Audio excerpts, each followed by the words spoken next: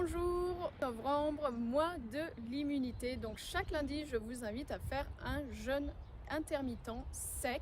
En pratique, comment cela se passe? À partir de votre dernier dîner du dimanche soir, vous n'allez pas manger ni boire, si possible, jusqu'à ce soir, lundi, vers 17, 18h, 19h, selon l'heure où vous allez prendre votre dîner. Je vous invite surtout à faire ce jeûne intermittent sec si vous le pouvez. Pourquoi? Parce que le jeûne intermittent sec est le plus puissant des jeûnes. Il faut savoir que selon les études, à partir de 16 à 18 heures de jeûne sec, on rentre déjà dans l'état de cétose, alors qu'en jeûne hydrique, il faudra entre 2 à 3 jours pour commencer à rentrer en état de cétose. Donc le jeûne intermittent sec va être le jeûne le plus puissant, ça va vous permettre de détoxiner.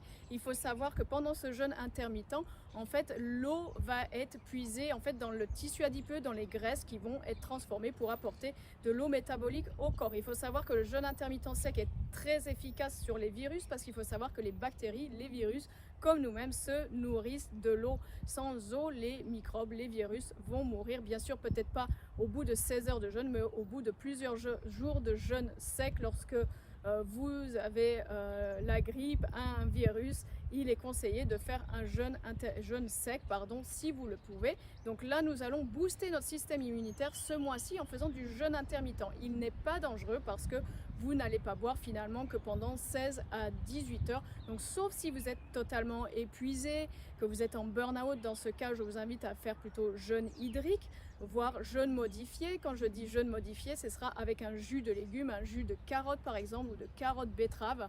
Bien sûr, pas de café, pas de thé. Pourquoi? Parce que le thé et le café sont des astringents des muqueuses. En plus, ce sont des toxiques hépatiques. Donc pendant le jeûne, on ne veut surtout pas prendre de café. Si vous vous sentez fatigué, vraiment, faites-vous plutôt une infusion avec de la cannelle, du gingembre.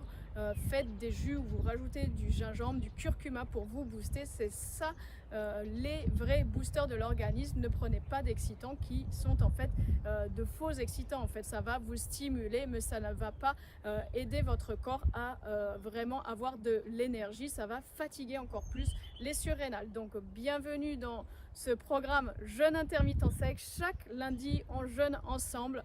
Soyez motivés, n'hésitez pas à poster des commentaires, à poser vos questions afin que l'on puisse passer ce mois de novembre chaque lundi à jeûner pour être en pleine forme et pour être vraiment dans une démarche proactive au lieu d'attendre et de rester chez soi, d'avoir peur, de demander ou d'attendre que des autorités, que des personnes nous disent quoi faire, comment faire et que nous ayons peur d'être malades. En fait, nous prenons le contrôle de notre santé et nous jeûnons pour booster notre système immunitaire. Je vous souhaite une belle journée.